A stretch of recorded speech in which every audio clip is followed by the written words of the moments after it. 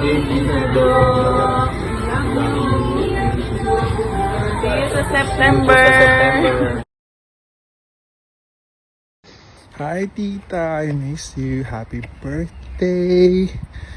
Grabe. Ganda ng jeans natin. Hindi tayo tumatanda. I'm so happy for you. Sana tuloy-tuloy na yan. Kumpara sa mga nakaraang experiences, I think you're the happiest. And because of that, we're also happy. So, sana masaya ka sa birthday mo. See you soon. Love you. Ayos. Happy birthday, John Guy. Happy 45th birthday. Hindi naman halata, di ba? Ang ganda pa rin ng bunso namin. Alam mo naman na mahal kita. Salamat sa mga suporta mo, sa pagmamahal mo sa mga pamangkin mo, sa mga anak ko.